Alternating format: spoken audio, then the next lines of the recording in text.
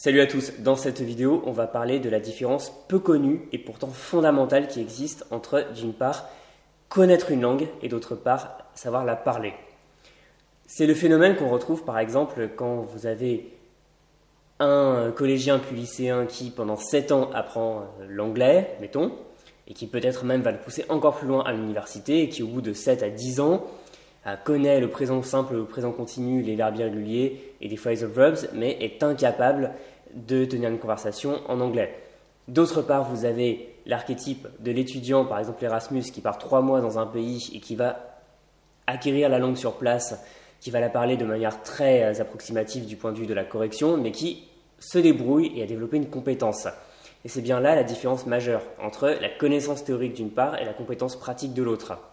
Parce que vous pouvez très bien retrouver la même chose, mettons, chez quelqu'un qui connaît la théorie musicale, le solfège, le jargon de la musique, mais ne sait pas jouer d'un instrument, et d'autre part quelqu'un qui, par exemple, sait très bien jouer de la guitare ou du piano, mais ne sait pas lire une partition.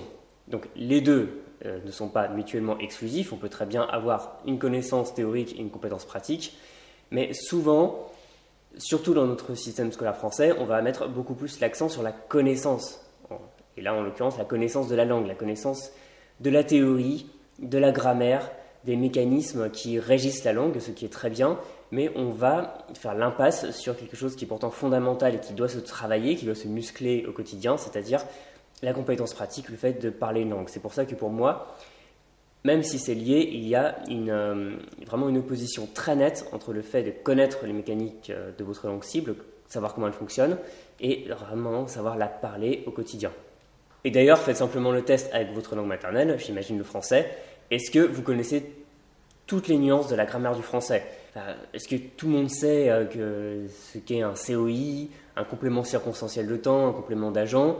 Peut-être que vous le savez, mais beaucoup de gens ne le savent pas, ou alors l'ont oublié, et vivent très bien et arrivent très bien à parler français. Et c'est d'ailleurs pour ça qu'il y a un décalage et un choc quand on demande pour la première fois à un locuteur natif de nous expliquer un point de grammaire. On s'attend à ce que le locuteur natif, vu qu'il connaît sa langue, va forcément pouvoir l'expliquer. Sauf que bien souvent, il n'en a qu'une connaissance théorique très faible, il a tout appris plus ou moins sur le tas. Alors bien sûr, quand on va à l'école primaire chez nous, on va acquérir des connaissances théoriques, on va apprendre la grammaire pour avoir une meilleure correction, pour ne plus parler comme un enfant, mais bien souvent, tout le bagage, le jargon, les choses comme ça, on va l'oublier. Et c'est précisément pour cette raison que souvent vous allez être déçu si vous demandez à un locuteur natif de vous expliquer le fonctionnement de votre langue cible, parce que vous vous attendez à ce qu'il ait une connaissance théorique qu'il n'a pas, et il a simplement une connaissance très intuitive, et qu'on pourrait plutôt qualifier de compétence, de débrouillardise, et vous n'allez pas pouvoir aller beaucoup plus loin du point de vue purement de la théorie. Et bien sûr, il y a des linguistes qui se sont penchés sur la question, qui se sont interrogés sur cette opposition entre théorie et pratique, le plus connu étant Stephen Krashen, donc un linguiste américain, qui a séparé d'une part l'acquisition d'une langue et d'autre part l'apprentissage. C'est son hypothèse qui s'appelle acquisition-apprentissage ou Acquisition Learning Hypothesis. Et pour lui, il y a une différence fondamentale entre l'acquisition et l'apprentissage, ou Acquisition and Learning en anglais, dans sa théorie. Ce qui va se passer avec l'acquisition, c'est qu'on va assister à un processus qui va être inconscient, qui va être intuitif, qui va être personnel. Bref, c'est vous-même qui allez acquérir la langue en immersion. Et d'autre part, avec l'apprentissage, c'est quelque chose de conscient. Vous allez apprendre des règles, apprendre du fonctionnement de la langue, apprendre de la grammaire, et surtout, ça va être guidé. Un professeur va vous enseigner tout ça, parce que vous ne pouvez pas le deviner. Et il faut un cursus qui soit déjà là pour vous, avec exercice 1 de grammaire, exercice 2, cours 1, cours 2, voilà, quelque chose de très guidé. Et la différence entre l'acquisition naturelle et l'apprentissage guidé, c'est que ça va mener à deux choses différentes. L'acquisition, d'un côté, va mener à une connaissance pratique de la langue, à une capacité à la parler, bref, à une compétence, alors que l'apprentissage guidé scolaire va mener à une connaissance théorique. Vous allez savoir ce qu'est un verbe irrégulier, un verbe du premier groupe, ce qu'est l'accusatif, ce qu'est le génitif. Bref, c'est purement théorique. Et surtout, la différence majeure entre les deux, c'est que l'apprentissage ne va pas vous permettre de parler une langue. Et c'est ça la révolution dans la théorie de Krashen, c'est qu'il part du principe que seule l'acquisition en immersion de mots, de structures, d'expressions, de règles de grammaire implicites, c'est ça qui va vous permettre de produire la langue, c'est-à-dire de parler et d'écrire. A l'inverse, ce que vous allez apprendre purement en apprentissage, donc en cours, avec un manuel, ça va vous aider à faire ce que Krashen appelle le monitor, c'est-à-dire le contrôle, si vous voulez. Ça va vous permettre de contrôler si votre production de la langue est juste ou non. Par exemple, si je vous parle en français, je peux partir du principe, selon les hypothèses de Krashen, que c'est parce que j'ai acquis le français en immersion auprès de ma famille et de mes proches, et que si je m'exprime en bon français châtié, c'est parce qu'il y a ce que j'ai appris à l'école qui me permet de contrôler tout ça. Mais ce n'est pas ce qu'on apprend à l'école qui permet de produire la langue. Ça permet simplement d'ajouter un vernis, un polissage, qui est très important, de correction sur la langue, si vous voulez. Et ça, il ne faut pas le négliger. Il ne faut pas dire que le contrôle de la langue est inutile, parce que sinon on tombe dans ces fameuses méthodes de langue sans grammaire, apprenez une langue sans grammaire.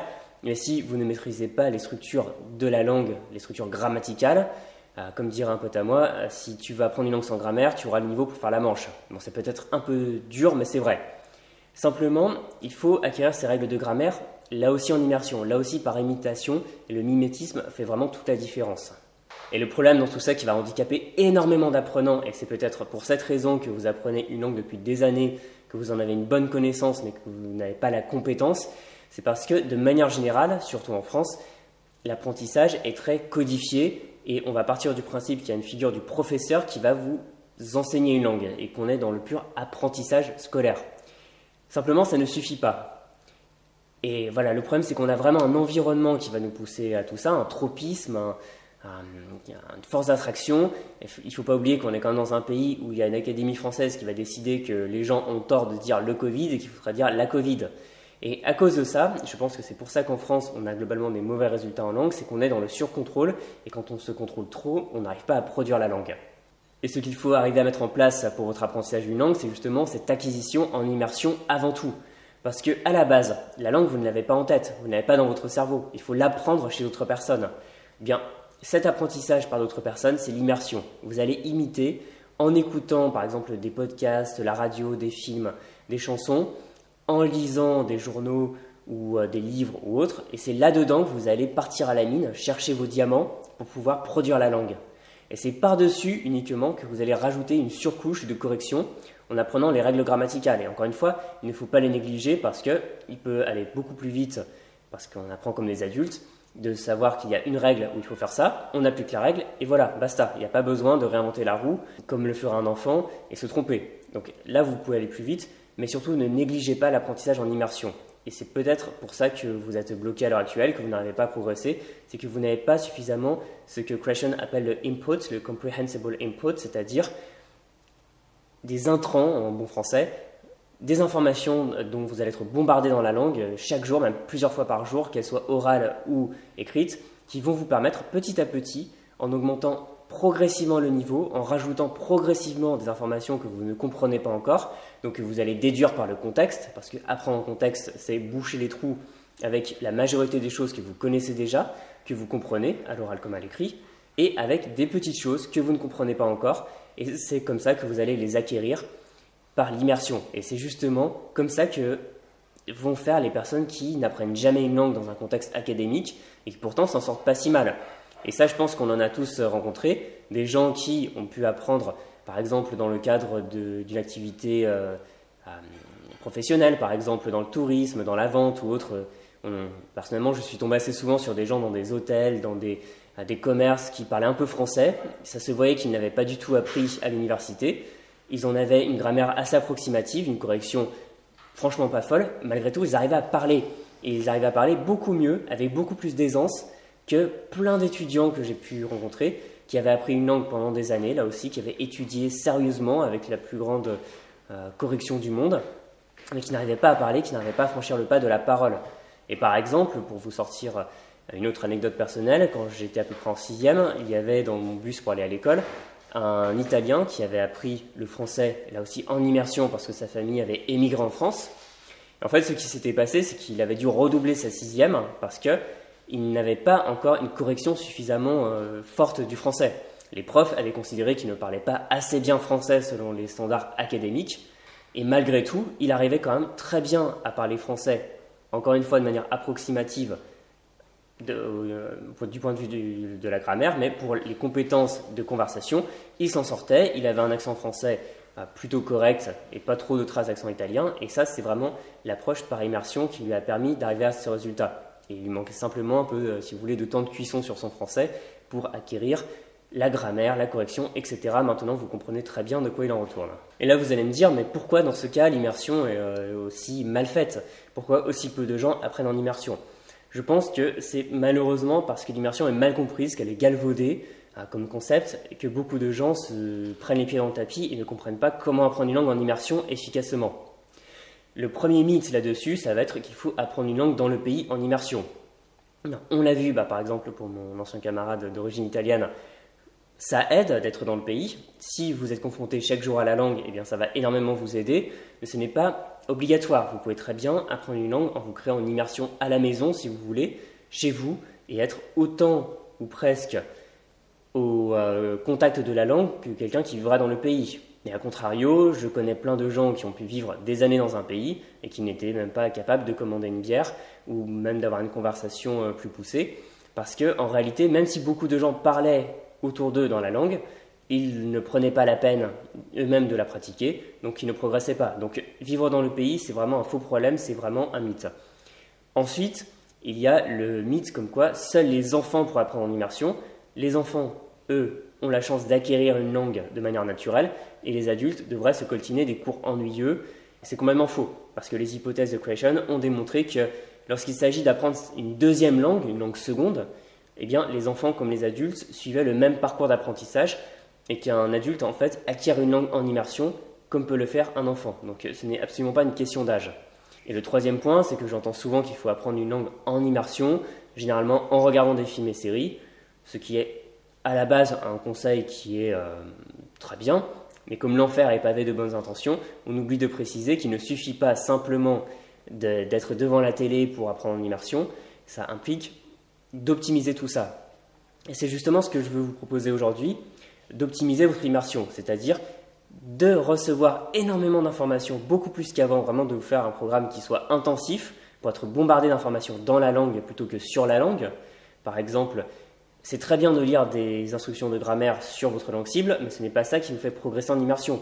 Donc en faire un peu moins et faire beaucoup plus de input, comme dirait Creation, d'informations, de réception d'informations, qu'elles soient écrites comme orales.